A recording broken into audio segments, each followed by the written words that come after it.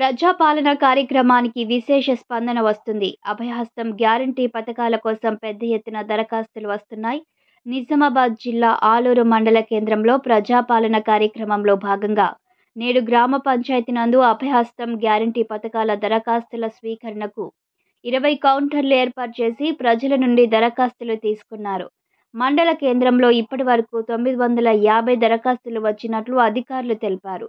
ఈ కార్యక్రమంలో మండల special officer S Gangu, tahsildar Naresh, FSO Sadasivudu, IKP APM Gangaram, AEO Vasudhan, RI Rafiq, sarpanch Mohan Reddy, MPTC Lakshmi Mallesh, ఉప సర్పంచ్ దుమ్మాజి శ్రీనివాస్, కార్యదర్శి రాజలింగం, సత్యనారాయణ, శ్రీనివాస్ రెడ్డి, ముఖ్యర విజయ్, వార్డు సభ్యులు గంగారెడ్డి, సత్యం, సంతోష్, ముత్తిమ్మ, లావణ్య మరియు ఐకేపీ సిబ్బంది, అంగన్వాడీ సిబ్బంది, హెల్త్ సిబ్బంది, విద్యుత్ శాఖ సిబ్బంది, జీపీ సిబ్బంది, గ్రామ ప్రజలు పాల్గొన్నారు.